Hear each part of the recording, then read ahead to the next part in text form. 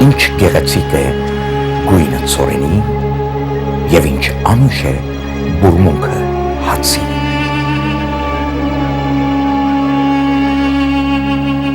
Շուշան լավաշ, մեր ավանդական հանն ու հոտը ունեցող հայկական հացը, ձեռքով պատրաստված շուշան լավաշ հացը, մեր պապերի սիրած հացը։ Բայց հարգելի հայրենակիցներ, ես Անուտ Ներսյանն եմ, շնորհավոր բոլորիդ նոր տարին, այսօր հունվարի 4-ն արդեն 2012 թվականն է սկսում եւ հուսով ենք այս տարի շատ լավ բաներ պիտի տեղի ունենան թե ամբողջ աշխարհում եւ թե հայության համար հատկապես, մասնավորապես եւ հուսանք, որ բոլոր կանխատեսումները, այդ լավ երևույթները, կանխատեսումները իրականանան այս տարի։ Եվ մենք որոշեցինք այսօրվա հաղորդումը նվիրել այնպիսի մի թեմայի, որ ձեր միտքը, ձեր հոգին տաքացնի եւ որոշ գիտելիք կավելացնի ձեր գիտության շտեմարանում, բոլորս իրար հետ կուրախանանք եւ լավ ոտքով, ճիշտ ոտքով կսկսենք այս շատ կարևոր տարին։ 2012 թվականը շատ կարևոր է։ Եվ այսպես, մենք հիմա նստած ենք ստուդիայում, իմ հյուրն է այսօր ճարտարապետ Հովհաննես Կարապետյանը, որին դուք ծանոթ եք, երկու անգամ նա մեր հյուրն է եղել անցյալ տարի, խոսել ենք տարբեր թեմաների շուրջ, բայց այսօրվա թեման շատ կարևոր է եւ պարոն Կարապետյանը ձեզ հիմա կներկայացնի մի թեմա, որի մասին ես ոչինչ չեմ ուզում ասել, թող ինքը անձամբ ներկայացնի, թե ինչ ուզում խոսել եւ կանցնենք առաջ։ Խնդրեմ, պարոն Կարապետյան։ Ես միանում եմ պարոն Ներսիսյանին, շնորհավորում եմ բոլորիդ նոր տարին եւ ցանկանում եմ լավագույն հոգեվոր նպատակների հետապնդում։ Անցած հաղորդումների ժամանակ, ինչպես հիշում եք, մենք նշում ենք, որ աշխարհը, քաղաքակիրթ աշխարհը արդեն նյութապաշտությունը հասցրել է իր գագաթնակետին եւ 2012 թվականից իմ կանխագուշակումներով կամ կանխազգացումով պիտի քաղաքակրթությունը իր թեման փոխի։ Եվ արդեն ժամանակը աշխատում է մեր օգտին եւ իմ հարցը պիտի ուղղեմ բոլոր նրանց, ովքեր դեռևս զգում են, որ իրենց մեջ կա վառ անհատականություն, իրենք զգում են, որ նախ եւ առաջ հոգի են, որ ապրում են մարմնում, որովհետեւ դրան հակառակ նյութական աշխարհը ընդունում է, որ մարմինը ունի նաեւ հոգի։ Եվ 3000 տարի հետևելով քաղաքակրթության պատմությանը մենք տեսանք ինչի է հանգեցնում այդ երկու համահունչ նախադասությունները, բայց էությամբ արմատապես տարբերվող։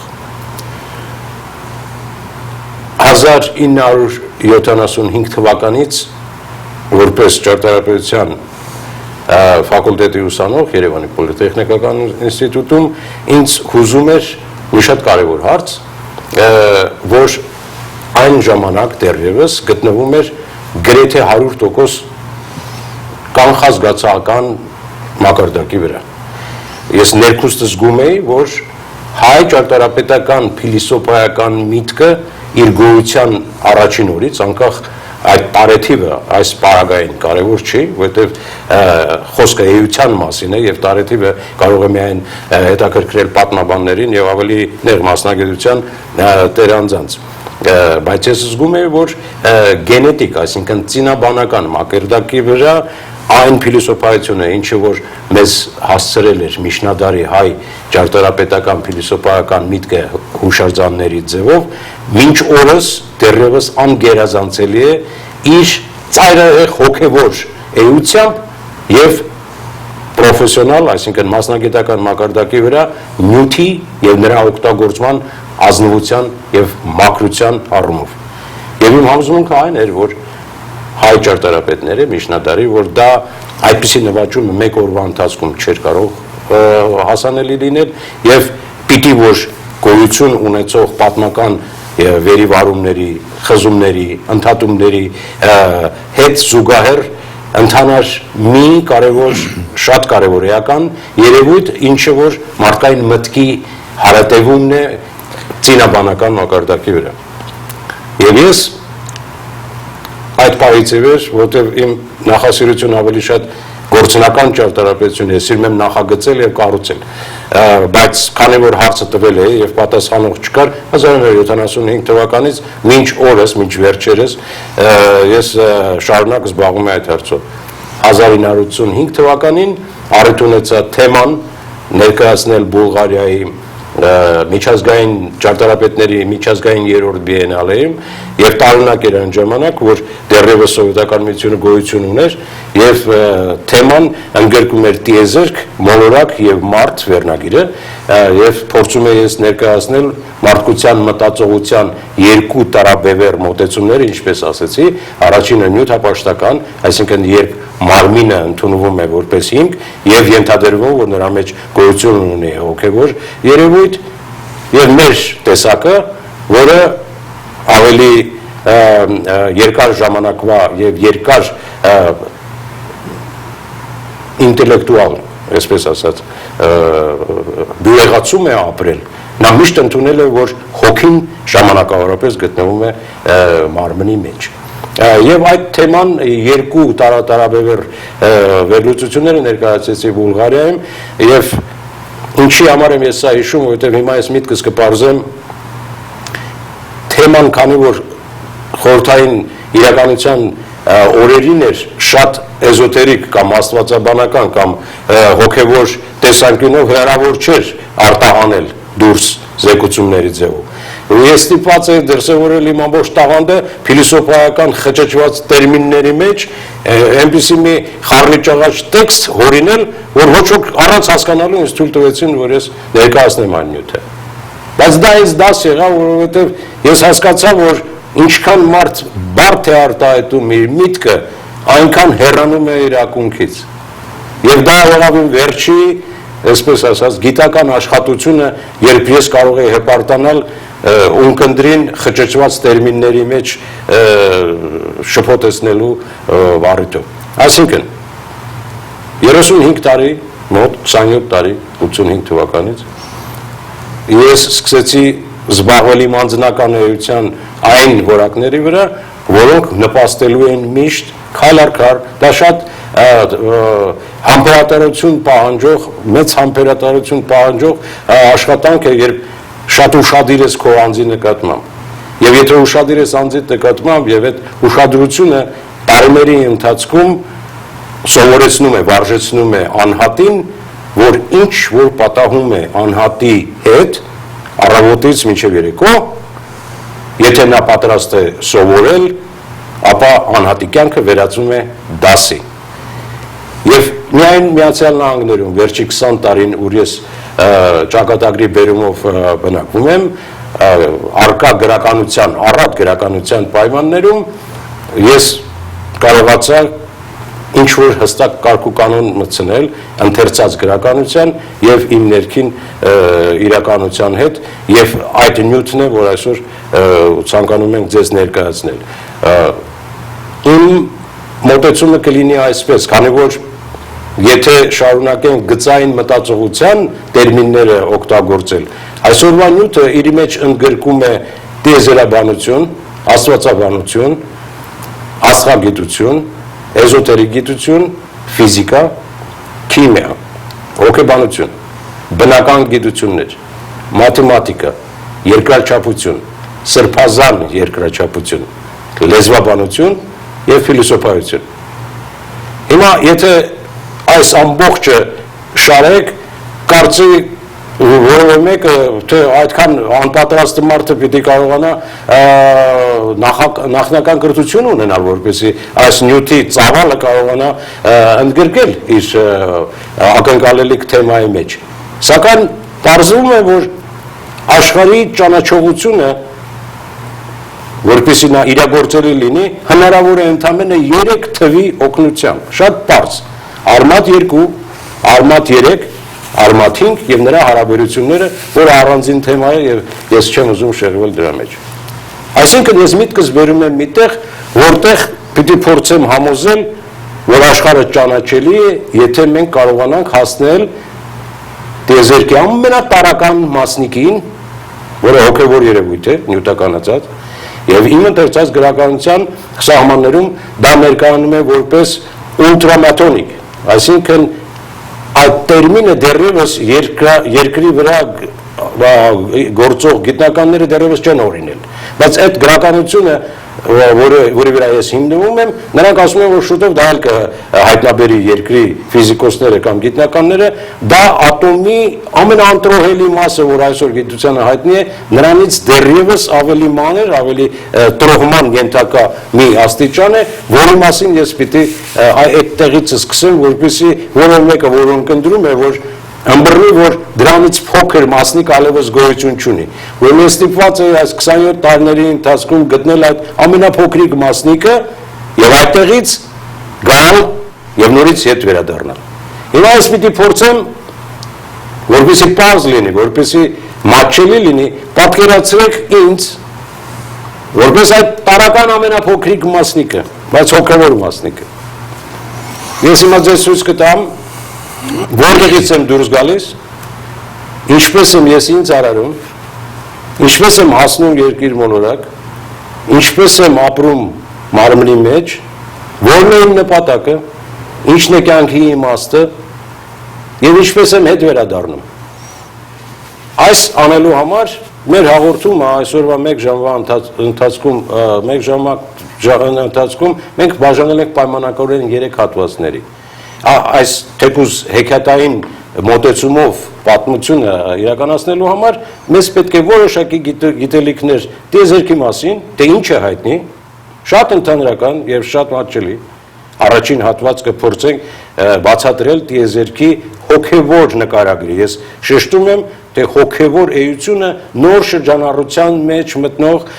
տերմին է, էություն է, հոգու գոյության մասին, որպես իրական երևույթ, միայն վերջերս են սկսել, նույնիսկ Միացյալ Նահանգներում,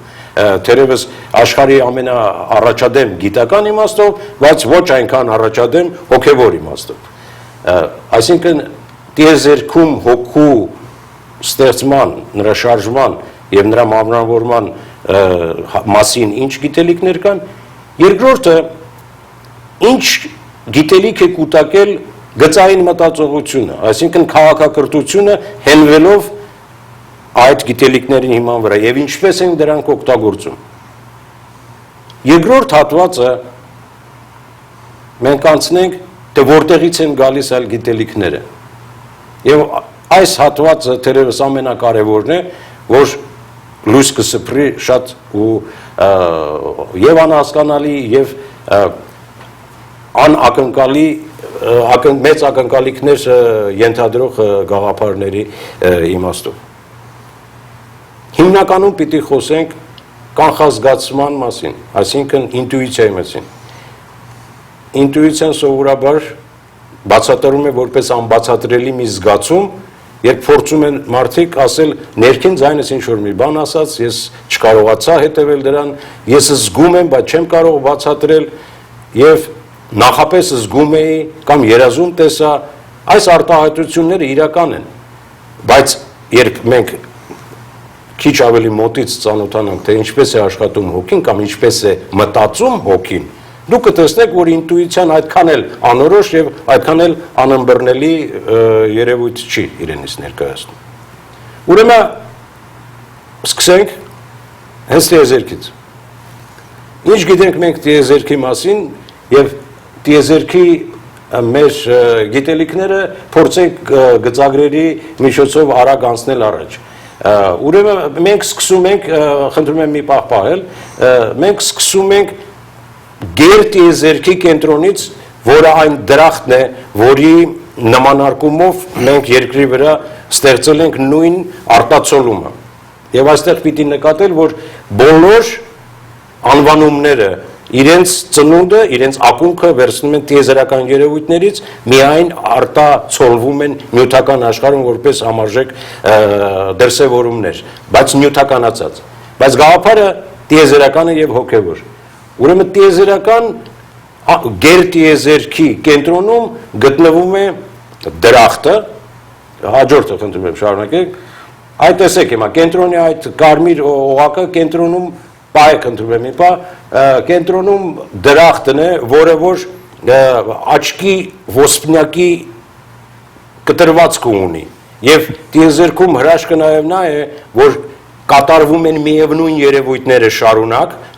բայց տարբերությունն այն է, որ որակական փոփոխության հիման վրա, ոչ քանակական, որովհետև քանակական զարգացումը դա նյութական աշխարհի բնութագիր է, իսկ որակական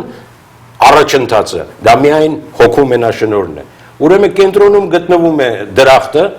որտեղից ճառագում է տիեզերական բանականությունը։ Խնդրում եմ սպասեք մի վարքյան։ Հաջորդը։ Այդ տեսեք, սա կտրվածքն է, նույն նախորդը պատկերացրեք, որ վերևից ենք նայում, սա կտրվածքն է, որ ավելի հեշտ կլինի։ Ձախ կողմում գտնվում է ուրեմն դրախտը, եւ տեսեք նրանից հետո կա 3 գնդեր, որոնք երրորդության մարմնավորումներն են, այսինքն հայր, որդի եւ Սուրբ Հոգի։ Այս էներգիայի աղբյուրները նրանք ճառագում են բան առաջինը հոր որակը ճառագում է հոգևոր լույս առանց ջերմության։ Երկրորդը ոչ հոգևոր լույս, բանականություն, որդու լույսը, եւ երրորդը շարժման եւ կենթանության լույսը Սուրբ Հոգու։ Հիմա առաջին լույսը ուղղված է դեպի դրախտի կենտրոնը, կղզին, ինչպես ասում են այդ գրականությունը, երկրորդը լուսավորում է աջ եւ ձախ գնդերին, իսկ հոգևոր գունդը իր բանական լույսը տարածում է ամբողջ տիեզերքի վրա։ Եվ այդ տարածման ուղղությունը ցույց է տալիս նաև այն շարժումը, թե այդ երրորդություն ասածը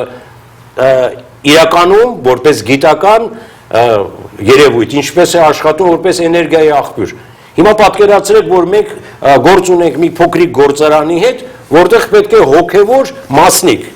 արտադրենք եւ նրան առաջարկենք, որ գնա նյութի աշխարհ, նյութականանա, ապրի նյութի փորձը եւ անհատականացած ետ վերադառնա։ Սա է մարդու կյանքի նպատակը, որպես հոգի ժամանել, թափանցել տեսական գիտելիքներով նյութի աշխարհ, ապրել նյութի կյանքը, փորձ ձեռք բերել եւ անձնական փորձով հպարտացած կամ անհատականացած վերադառնալ հետ դրախտ։ Ուրեմն երրորդ գնդից հետո գալիս է 7 աշխարհները, որոնք հարստացնում են հոգևոր երանգները, ինչպես արտացոլել որևէ գիտելիք, անհատականություն, բնավորություն,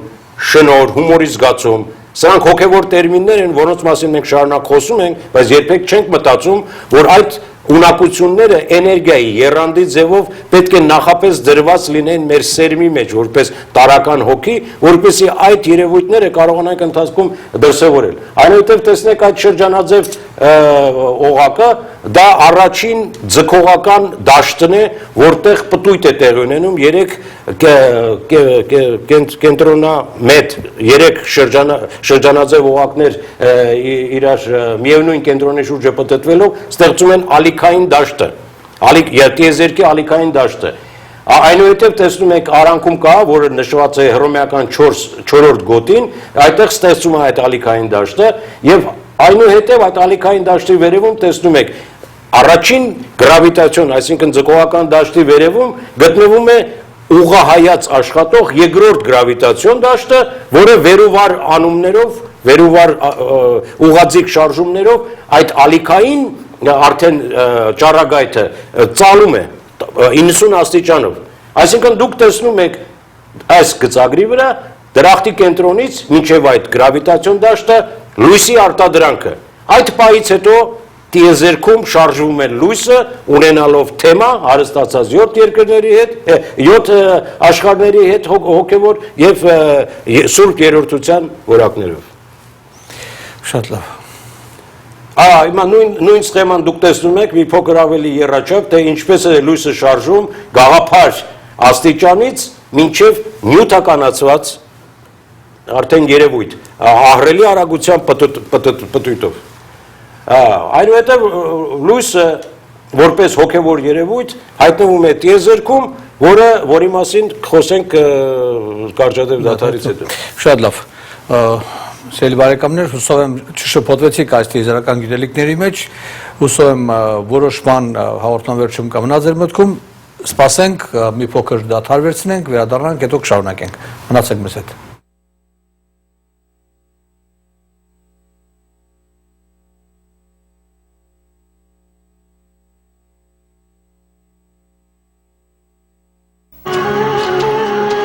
գեղեցիկ է գույնը ցորենի եւ ինչ անուշ է բուրմունքը հացի։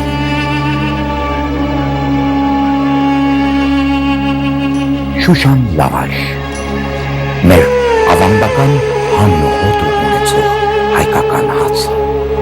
ձեռքով պատրաստված շուշան լավաշ հացը, մեր պապերի սիրած հացը։ Հարգելի այնակիցներ, վերջին մի քանի տարիների ընթացքում ամբողջ աշխարհին համակել է խորը տնտեսական ճգնաժամ, եւ այս ճգնաժամը իր լուրջ ազդեցություն է ունեցել նաեւ անշարժ կայքերի, այսինքն real estate-ի գների վրա։ Ձեզանից շատերը փորձում են իրենց տները վաճառել, բայց տարբեր պատճառներով չեն կարողանում դա անել։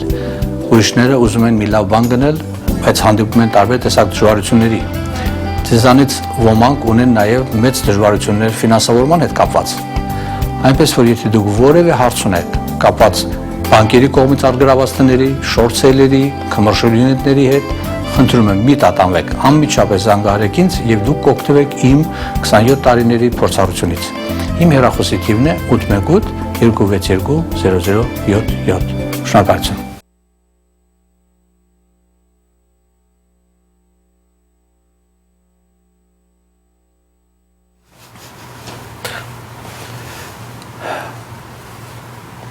Բարեկամներ, մենք վերադարձանք, ինչպես արդեն տեսաք, մեր հյուրն է Հովհաննես Կարապետյանը, ճարտարապետ, եւ նա փորձում է մեզ բացատրել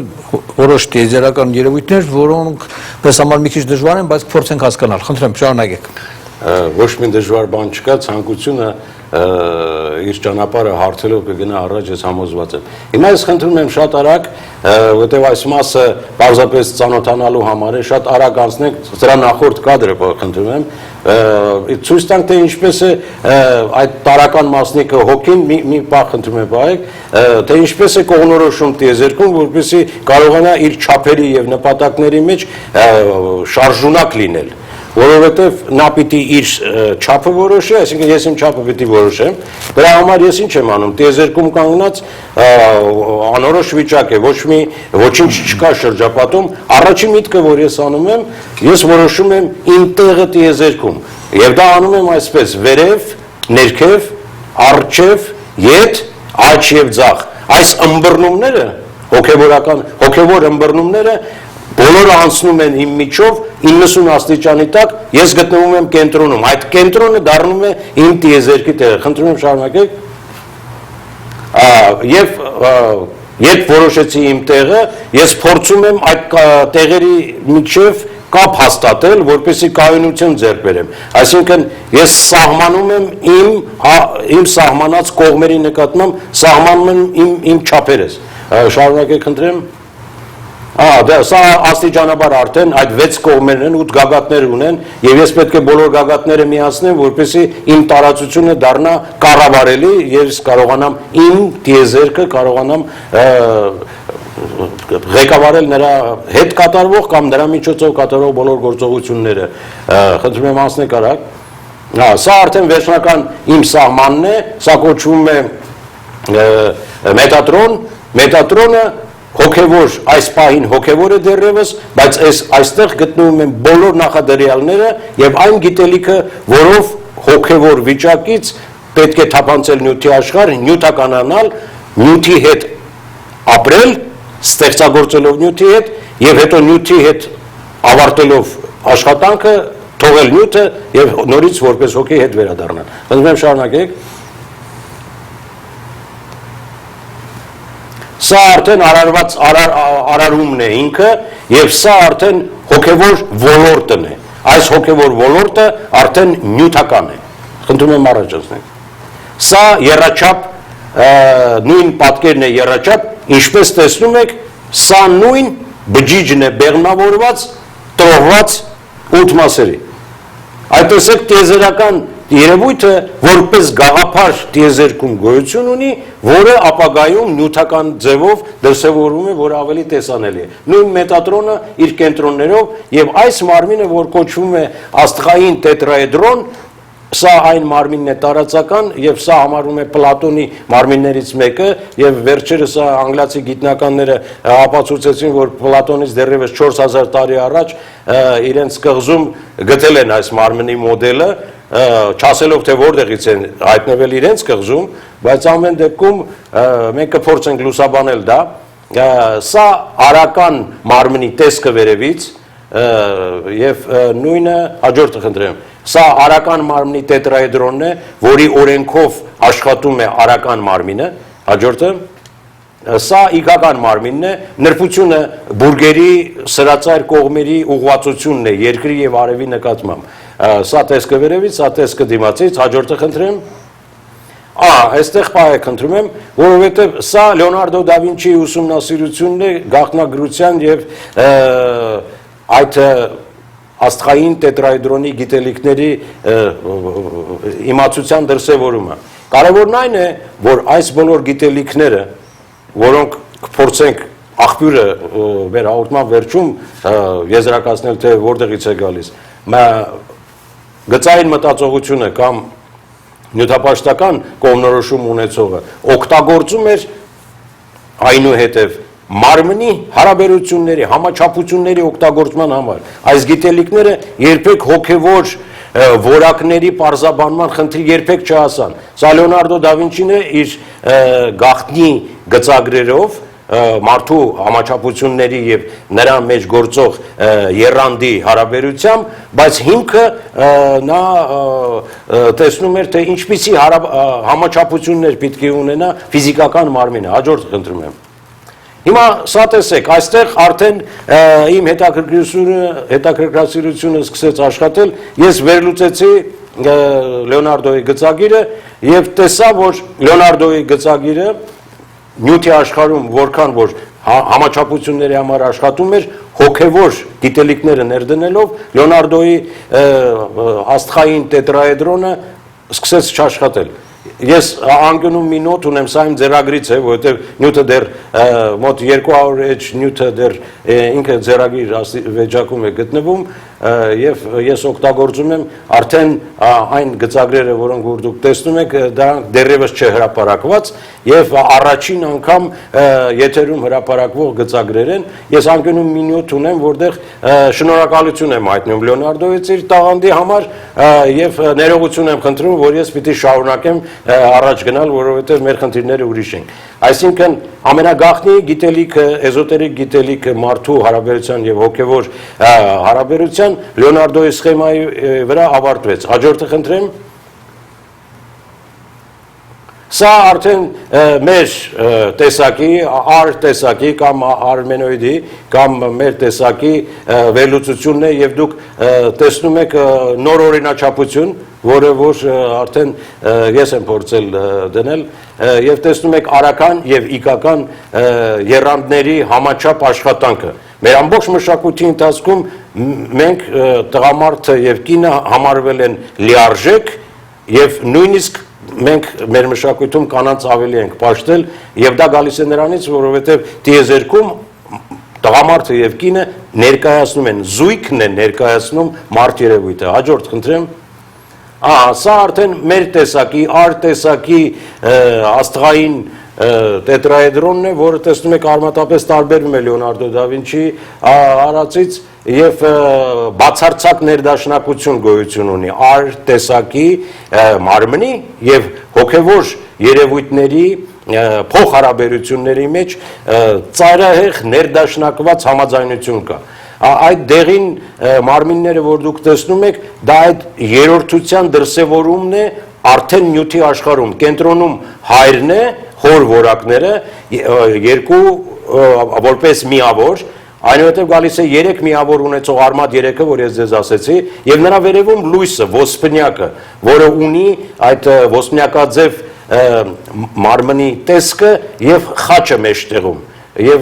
տեսեք որքան հին է խաչի գիտակցությունը մեր մշակույթի մեջ եւ որտեղից է գալի խաչին վերաբերվելու մեր հատուկ զգացումը։ Եվ այս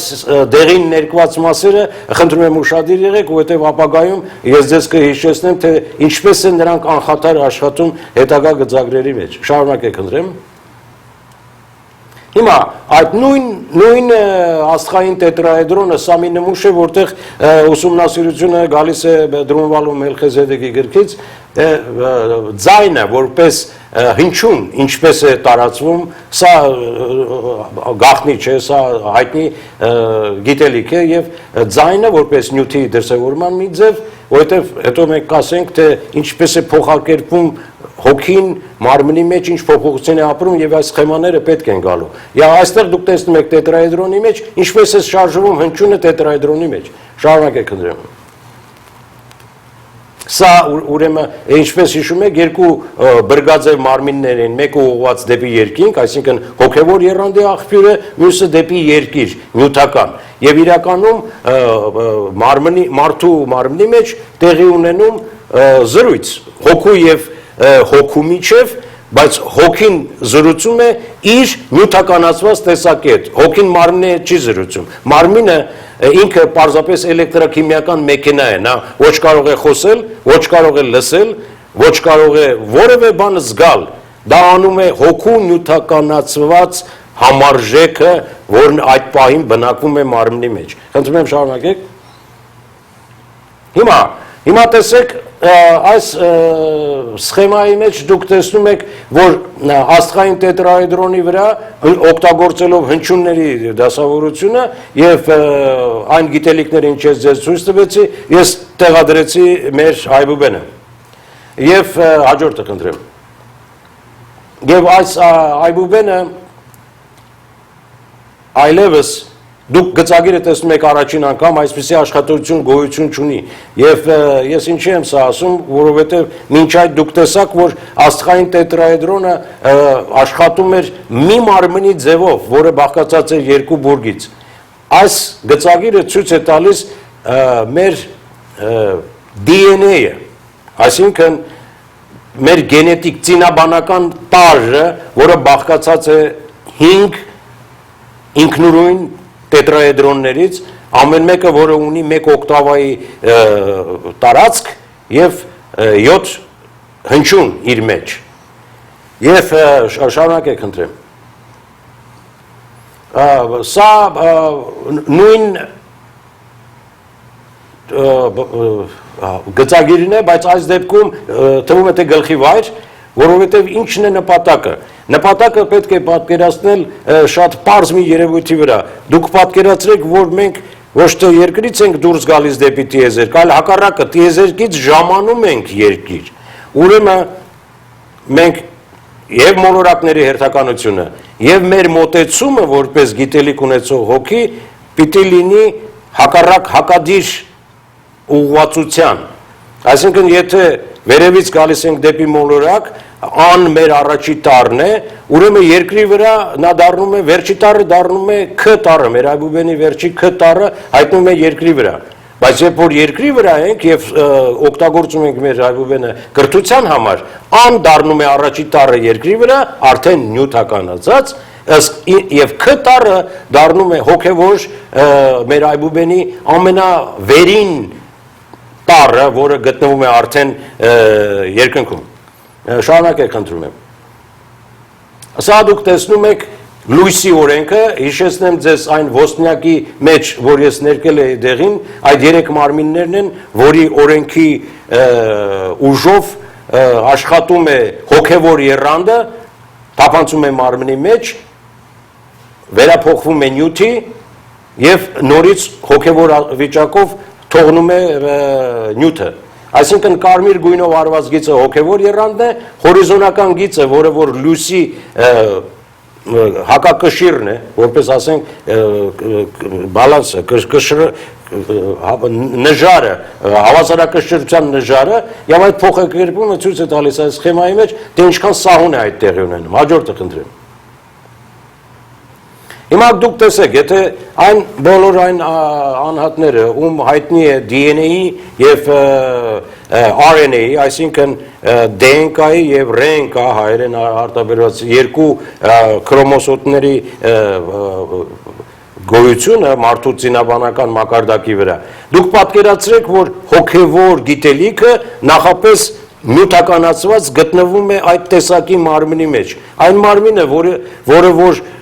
դեռևս գտնվում է մոր արգանդում, նա ունի այս նախնական ծրագրավորած գիտելիքը նյութի ձևով։ դեռևս ձվաբջիջի աստիճանում։ Դրա համար մենք այդ գիտելիքը համարում ենք RNA, այսինքն կարողություն, պոտենցիալ կարողություն, որին կարող է այդ մարմինը, որ դեռևս չի ծնվել, ինքը կարող է տեսականորեն հասնել այդ երևույթին։ Իսկ կապույտ գույնը DNA-ն է, դա այդ նույն գիտելիքը ինքը պիտի փորձով հաստատի, որ ճիշտ ճանապարհով է գնում։ Այսինքն այս փաթույթները մարմինը իր ծրագրի մեջ ունի ճիշտ ճանապարհով անցնելու։ Ցանկացած մարմին իր DNA-ի մեջ արդեն ծրագրավորած, այսինքն ինչպես որևէ համակարգիչ կոմպյուտեր ունի իր ծրագիրը եւ իր հզորությունը եւ դու կարող ես որոշակի գործողություններ անել այդ սահմանների մեջ նույնպես եւ մարդկային մարմինն է եւ դուք տեսնում եք եւ բնական է արդեն որ RNA-ը իր կարողությամբ ավելի մեծ տարածք է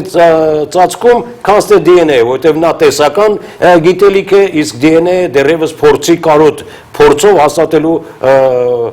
կարոտ նույն գիտելիքը փորձով անելու համար խնդրեմ շարունակեք Սա նույն սխեման է եւ այստեղ տեսնում եք ինչպես երկու գիտելիքները հայելային անդրադարձում են սա գալիս է տիեզերքի երրորդության որակից եթե հոգու մեջ չլիներ արտացոլելու ունակությունը, այսինքն հոգևոր գիտելիքը արտացոլել համարժեք նյութականով, այս մեր սխեման, որ մեր տառերն է, մեր գիտելիքը, որ մենք տեսնում ենք աստղային տետրաեդրոնից, մեկ անգամ եւս հաստատում է, որ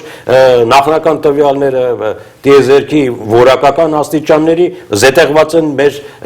տառերի շարվածքի եւ նրա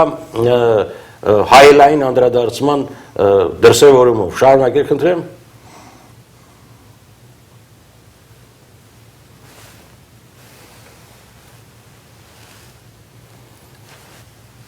Ես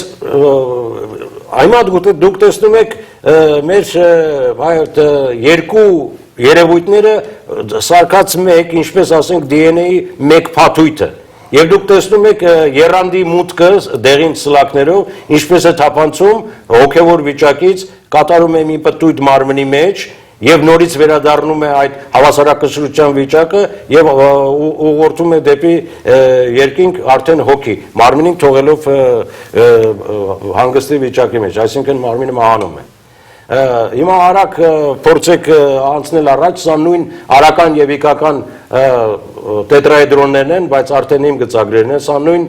սխեմաներն են, ցույց է տալիս ինչպես են այդ որակի եռանդները աշխատում մարդկային մարմնի մեջ, մի տարբերությամբ, որ արական եռանդը պատտվում է ժամացույցի սլակին հակառակ ուղղությամբ, իգականը ժամացույցի սլակի ուղղությամբ։ Հաջորդը խնդրեմ, այ դուք տեսնում եք արդեն այդ ծինաբանական փաթեթները, որ 5 որակի եռանդներ կատարում են պտույտ։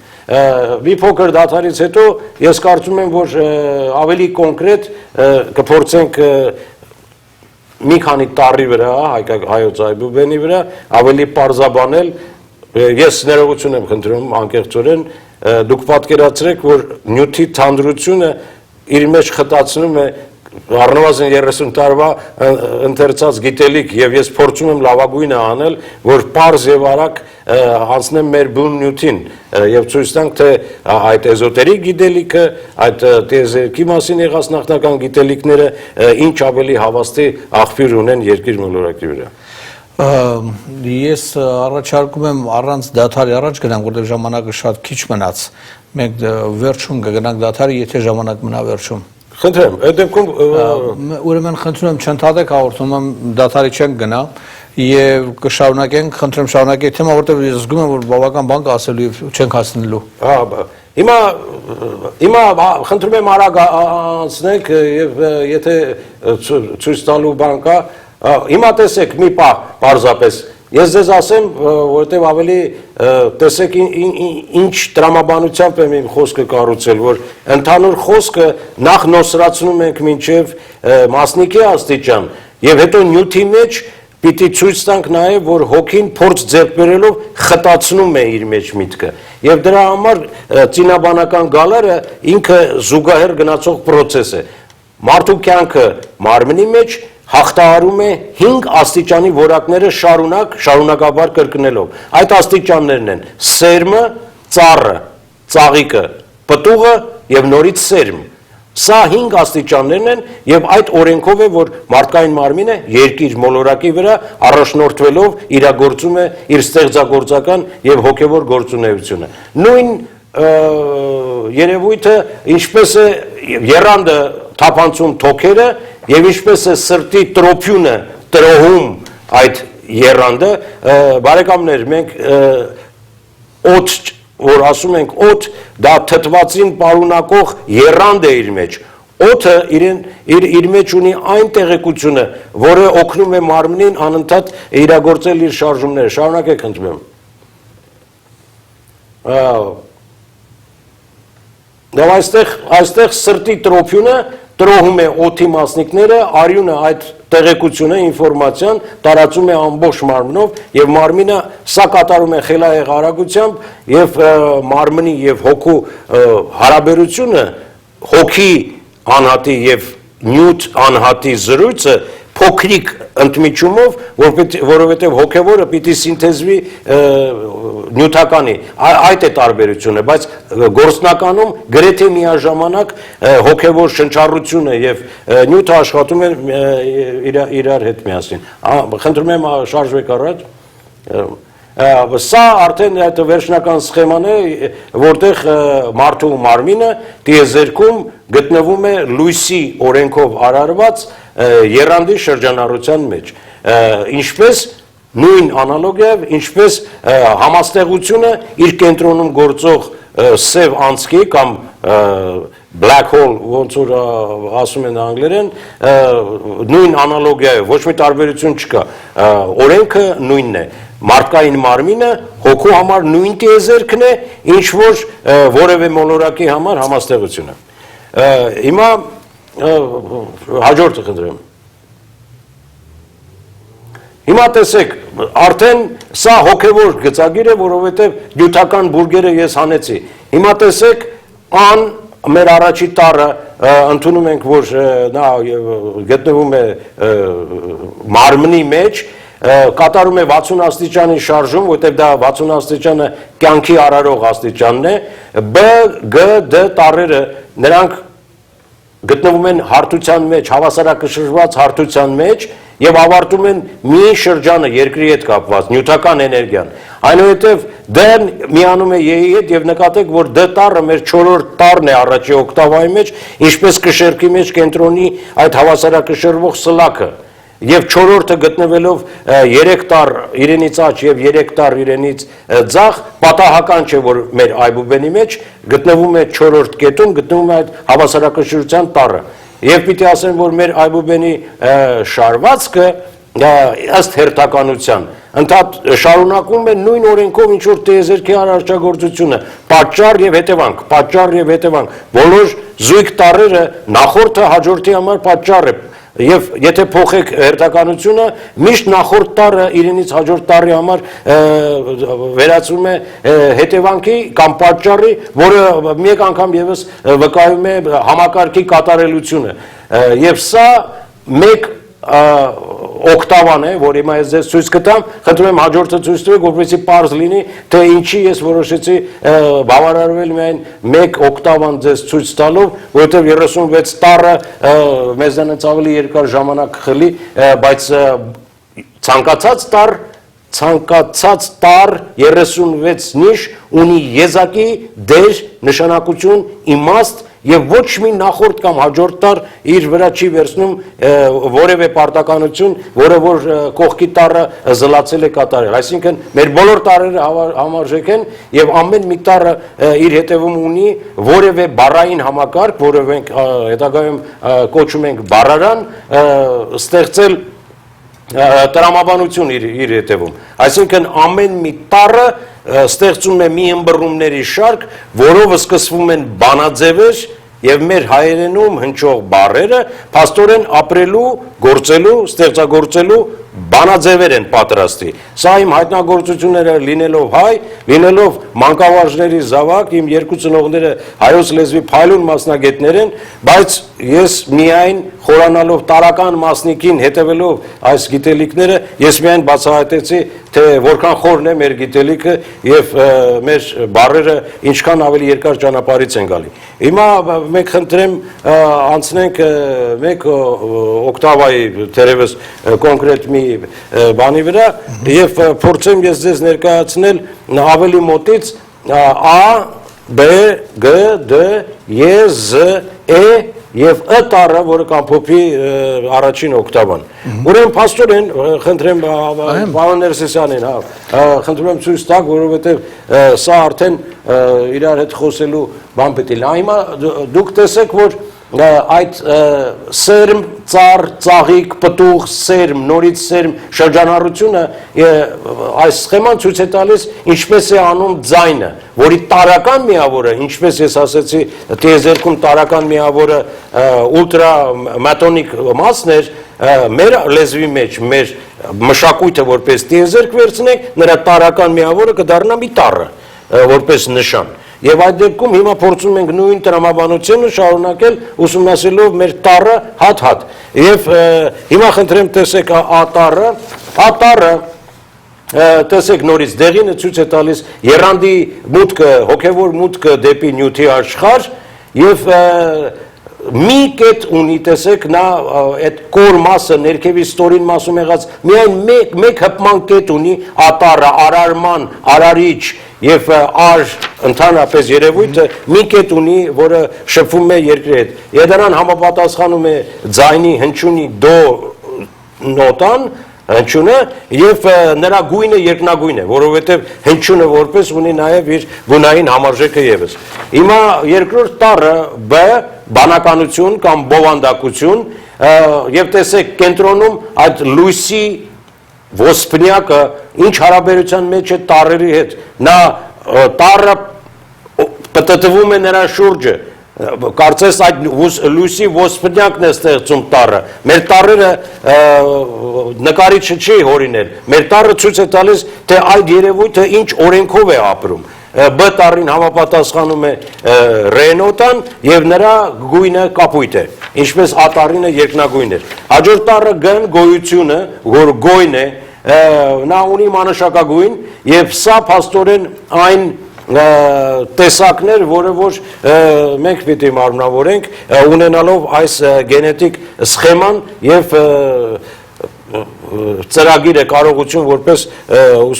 առաջադիմելու համար։ Հիմա տեսեք D տառը, ինչպես ասեցի, չորրորդ տառն է, կենտրոնի տառը, եւ դուք տեսեք ներքևում, խնդրում եմ մի քիչ բարձրացնես, Համլետ ջան, այդ ներքևի երկրային բուրգը տեսեք արդեն D տառի շնորհիվ ամփոփվեց, ստորին բուրգը ամբողջովին ծածկվեց, ձայնը կատարեց 4 շարժում եւ տեղափոխվեց ուրիշ ոլորտ, որպեսզի վերածվի հոգեվոր երևույթի։ E տառը, խնդրեմ, E տառը արդեն ցույց է տալիս երկնային ուժը կենտրոնում ունենալով այդ լույսը եւ նա կոչվում է vesica piscis լատիներեն, այսինքն ձկան փամփուշտի նման, որովհետեւ այդ բան ունի,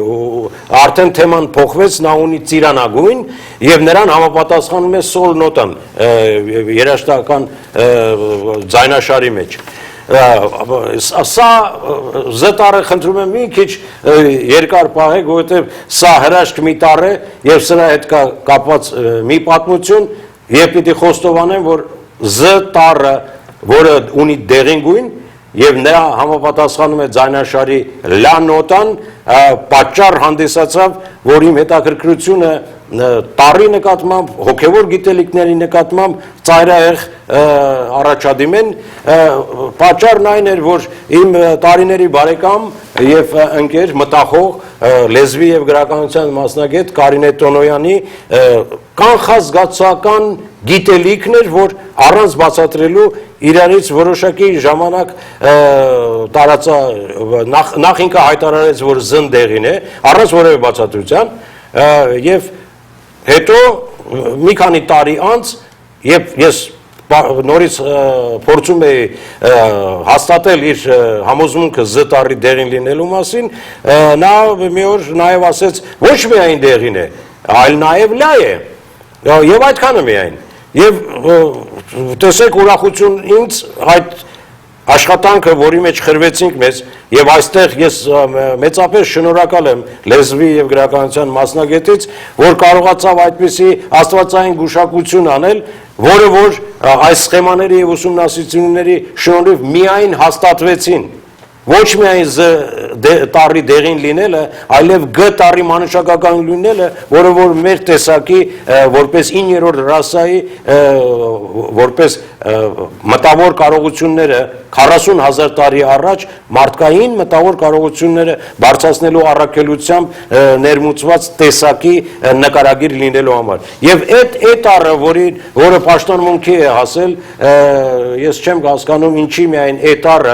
տառը մեր Այբուբենի 7-րդ տառն է, որովհետև նա իր մեջ ամփոփում է բոլոր որակները, որից հետո լույսը ազատ ինքնուրույն փոխում է դաշտը, այսինքն այդ տառը գտնվում է երկնային բրգի ստորին մասում որպես հավասարակշռող եւ ինքը կապում է ընդհանուր տիեզերքի հետ եւ տեսեք ընդհանուր տիեզերքը երբ որ առաջի 7-յակը տիեզերքի դուք տեսաք տառը գտնվում է ընդհանուր տիեզերքի հենց սկզբում եւ տեսեք հրաշքը մեր տառերի շարքի թե որ տառը որտեղ է գտնվում եւ ինչն է դրա նպատակը ոչ մի բան պատահական չկա մեր Այբուբենի մեջ ան տառը համապատասխանում է արարչին բ տառը բանականությանը, որը իր մեջ ենթադրում է 3 որակները՝ հայր, որդի եւ Սուրբ Հոգի, Գ տառը գոյը, այն 7 աշխարհները, որ դուք տեսաք, որտեղ որ 1 միլիարդ աշխարհների անընդհատ process-ի մեջ հոգին հարստացած գիտելիքներով պատրաստ է ճամփորդել, Ե տառը երկինքներ գտնվելով Դ տառի երկու դրսևորման, այսինքն ձգողական ուժերով հզորացած եւ Զ տառը զորությունն էր տիեզերական, որը օգնեց A-ի մեջ մնամարավորած լույսը, եթե դուք տեսնում եք, այդ տառը ինքը իր մեջ ունի լույսը եւ տեսեք լույսը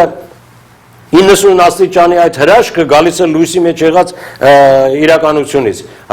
Սա է A-ի հրաշքը, որը իր մեջ ամփոփում է նախորդ բոլոր 7 որակների հոգևոր էությունը ամբողջությամբ։ Եվ մեր վերջին տառը, պարզապես Այբուբենի վերջին տառը, քանի որ մենք ժամանակ չունենք 36 տառը գնալու համար, ես տեսեք ձեզ ներկայացնում եմ K տառը, որը փաստորեն Քրիստոսն է խաչված, որը նաև նշանակում է մարմինը թողնել եւ վերադառնալ հետ ճանապարհով որպես հոգի։ Եվ փոքրատառ K տառը, որը խաչակնքելու շարժումն է։ Եվ դա ավելի հին պատմություն ունի, քան թե քրիստոնեությունը։ Խաչակնքել մենք չենք սովորել քրիստոնեություն ընդունելու պահին։ Ես համոզված եմ, որ խաչակնքում էինք այն պահից, երբ որ հասկացանք, որ մեր ծինաբանական երևույթը առաջնորդում է լույսի արարչագործությամբ։ Իսկ խաչը լույսը ներկայացնող այդ ոսպնյակի էլիպսազև ոսպնյակի երկու առանցքներն են 90 աստիճանի տակ։ Եվ հիմա դուք տեսեք, ամփոփում եմ ես իմ խոսքը, ես ոչ մի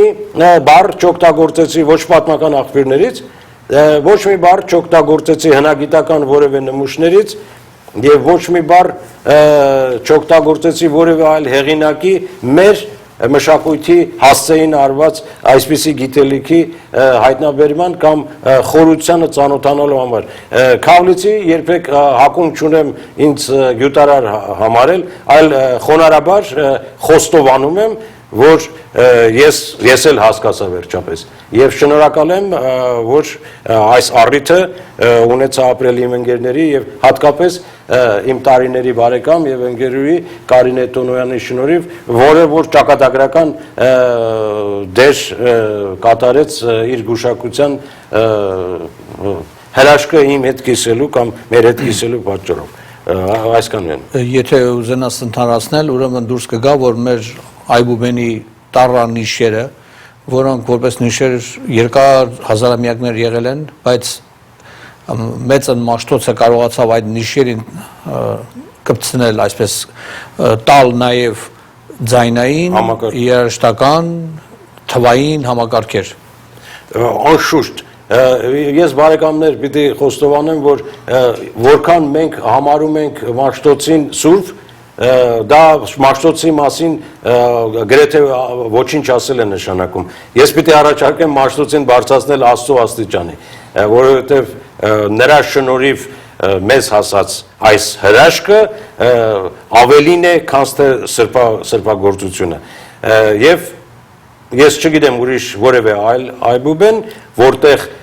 մարդկային ունակությունը ձայնի, զգացողության, մտածողության, ստեղծագործության այսքան ներդաշնակ ներկայացվի, ինչ որ գիտությունը Շատ լավ։ ցույց է տալիս ինչ է ունակ լույսը։ Դրա օրենքը մեր այբուբենի Շատ լավ։ դասավորում։ Շնորհակալություն պարոն Ղարաբեկյան, շնորհակալություն սելայնակիցներ, շնորհակալ եմ մնացեք նշանակացնի ժամ այդ ծանր թեման ասեցիք։ Շնորհակալություն Հովհաննես Ղարաբեկյանին։ Շնորհակալ